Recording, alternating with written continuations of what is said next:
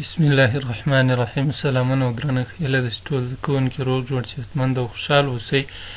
موږ او تاسې د نن ورځې درس ادب تاریخ لرغونې دوره موږ او تاسې په تېرو درسونو کې د پښتو ژبې لرغونې درې دورې هغه درې مرکزونه ولوستل چې په هغې کې د پښتو ژبې لرغوني ادبیات رامنځته سوي وو. نن له خیره سره موږ او تاسې د ادب تاریخ دوهمې برخې ته یا درېیم فصل ته ورننوځو چې هغلته هاشم د پښتو ژبې لومړی ژباړن یا د پښتو ژبې د ژباړې تاریخ چې له څه وخت نه راپیلېږي، نن موږ او تاسې په دې باندې خبره کوو. نو هاشم ابن زید د پښتو ژبې شاعر، ناثر او ژباړن دی. لومړنی هغه کس چې په پښتو ژبه کې پښتو ژبې ته د ژباړې په برخه کې کار کړی ده هغه هاشم ابن زید سروانی ده. د پټې خزانې لیکوال محمد هوتک وایي د سالو وږمه د نثر یو کتاب و. نو له دغه ځایه نه موږ او تاسې ویلی سو چې د پټې خزانې په استناد باندې چې د سالو وږمه نثر و، نو په پښتو ژبه کې لومړنی ناصر چې په نثر باندې لیکل کړي وي هغه هم همدغه هاشم ده. ځکه له دغه کتاب نه وړاندې موږ د بل کتاب نه نوم لرو، نه په اړه معلومات لرو، او نه هم د نظم و د نثر په اړه څه خبره شته. خو یوازینی اثر چې تر ټولو د پښتو هغه کتابونه چې موږ او تاسې ته یوازې نومونه راپاتې دي هغه همدا د سالو وږمه ده، او هغه هم په نثر لیکل شوی و چې په عربي ژبې هغه فصاحت او بلاغت او ژبني علوم پکې د شعر په اړه چې کوم علوم موجود دي یا کومې څېړنې موجودې دي د هغه په اړه خبرې پکې شوې وې. نو هغه هم هاشم سرواني پښتو ژبې ته راژباړلې وې یا په خپله ژبه باندې لیکلې وې چې په څه دی پوهېده. خو دغه د پښتو ژبې لومړنی اثر ده چې په پښتو ژبه په نثر لیکل شوی ده. هاشم په 223 هجري قمري کال په بوست کې یعنی د هلمند په بوست کې زیږېدلی. لومړنۍ زده کړې یې په خپله سیمه کې کړي دي او بیا د نورو زده کړو لپاره عراق او بغداد یعنی د عراق بغداد ښار ته چې اوس پلازمینه ده. نو بغداد موږ او تاسې ټول پېژنو چې بغداد د اسلامي علومو یا د اسلامي نړۍ د علومو یو لوی مرکز په خپل وخت کې. نو په همغه خاطر باندې هاشم هم په دغه کال باندې چې په 223 کې دی په بوست کې زیږېدلی د هغه وخت کومې مروجې زده کړې چې وې نو هغه هم دغه دیني علومو چې هغه به هم په جوماتونو کې ترسره کېدلې دغه زده کړې، او بعد لغه به علما بیا تلل چې د نورو لوړو زده کړو تکل به یې لرو، نو هغه به بیا له هېواده په زده کړو پسې مهاجر کېده. په بغداد کې له ابن خلاد سره مخصوص هغلته دغه ابن خلاد په ابیالعینه باندې مشهور و. له هغه نه یې ډېرې زده کړې وکړې او د هغې تر څنګ یې دغه ابیالعینه یا ابن خلاد یو شعر پښتو ژبې ته راوژباړه او دا په پښتو ژبه کې لومړنۍ ژباړه او هغه هم د شعر یا د نظم ژباړه ده. هاشم په 294 هجري قمري کال بیرته خپل هېواد ته راستون شوی، په 290 هجري قمري کال کې وفات شوی ده او د هلمند ولایت په سروان کې د قبر دی یا هلته دی خاورو ته سپارل شوی.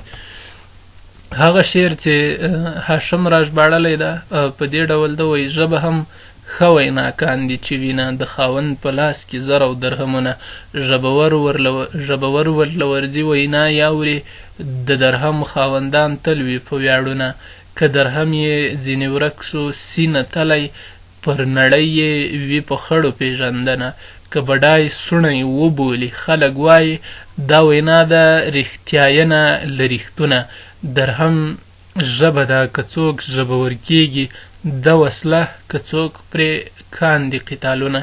نو د دغه شعر په اړه به وروسته نورې خبرې وکړو، خو د ابن خلاد یا ابیالعینه عربي شعر څو بیتونه په دې ډول دي چې ما له یو بل اثر نه راخیستي دي: من کان یملک درهمین تعلمت شفتاه انواع الکلام فقالت وتقدم الفصحاء له واستمعوا ورأيت بين الورى مختالا إن الأغنياء إذا تكلم كاذبا قالوا صدقت وما نطقت محلا. نو دغه لومړني 3 بیتونه دي چې د ما په واک کې وو، تاسو ته مې وړاندې کړه. نو دغه شعر د ابي العینا ده چې دا هاشم پښتو ژبې ته راژباړلی ده. نو تاسې د دغه مکمله ژباړه په خپل تدریسي کتاب کې کتلی شئ. د دې ژباړلي شعر ځانګړنې په دې ډول دي، وایي دا ژباړه په پښتو ژبه کې د عربي ژبې د قطعې فورم دی، یعنې دغه چې پښتو ژبې ته راژباړل شوی د عربي قطعه ده چې تاسې به په ادبي بنسټونو کې هم لوستي وي او وروسته به انشاءالله په ادب تیورۍ کې هم ولولئ چې په پښتو ژبه کې تر 14 بیتونو پورې خوشحال خټک لیکلې ده. او فرق له غزل سره په دې کې ده چې د دغه شعري فورم دغه لومړی مصره چې ده دا هم قافیه نه وي، دواړه د لومړی بیت چې ده دواړه مصرې هم قافیه نه وي، هره دوهمه مصره تیر بیت د دوهمې مصرې هغه وزن او قافیه او ردیف تعقیبوي. دا په دې ډول باندې یو شعري جوړښت ده. په پښتو ژبه کې د ژباړې تاریخ له همدغه ځایه راپیلېږي، له همدغه شعر نه د پښتو ژبې د ژباړې تاریخ په پښتو ژبه کې له همدغه شعر نه، یعنې له همدغه 223 کال نه رانیولې تر 290 کاله پورې چې دا د سرواني د ژوند هغه زمانه ده. دغه راز له نورو ژبو سره د پښتو ژبې اړیکې هم له همدغه جینه راپیلېږي. همدغه شعر چې کله سروانی پښتو ژبې ته راژباړي نو له عربي ژبې سره د پښتو ژبې اړیکې پیدا کېږي. دغه راز کرا د وخت په تېرېدو سره له ټولو علمي ژبو یا سیمه ییزو ژبو سره د پښتو ژبې اړیکې پسې پراخېږي او تر ننه پورې دا د پراختیا په حال کې دي. په دغه ژباړه کې سوچه پښتو لغتونه شته چې ځینې اوس هم کارول کېږي، ځینې متروک دي او ځینې لږ بدل شوي دي. نو موږ تاسې وکتل چې په دې شعر کې راغلي دي 4 بیت وګورئ، سونی دروغ ته ویل کېږي.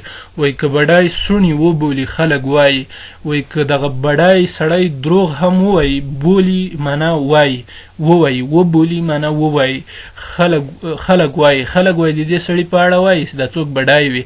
دا وینا د رښتیاینه له رښتونه وایي، دا وینا بالکل رښتیا ده، له پخوا نه دا خبره رښتیا وله.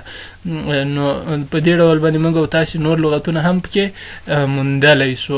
د منځپانګې له مخې په دې شعر کې د پیسو او پیسهدارو یا شتمنو په وړاندې د خلکو چلند او ټولنیزه نادودي وړاندې شوې ده. یعنې که چېرته یو سړی غریب وي، پیسې ونه لري، شتمني ونه لري، نو هغه سړی که 100 قسم وکړي چې هغه رښتیا ووایي نو خلک دغه په خبره باندې باور نه کوي. خو که یو پیسهدار یا شتمن سړی دروغ هم وایي، خلک څه کوي دغه خبره باندې د تایید مهر لګوي، وایي چې نه دا خبره له پخوا نه رښتیا وه. د پټې خزانې لیکوال دا شعر د شیخ کټه متیزي له لرغوني پښتانه را نقل کړی ده چې دا د هغه شرقي څېړونکو د مؤخذ ښودنې خپله لار او طریقه ده. نو دا و د موږ او تاسې د نن ورځې درس. تر بل درسه ښې چارې لوی الله مو مل شه.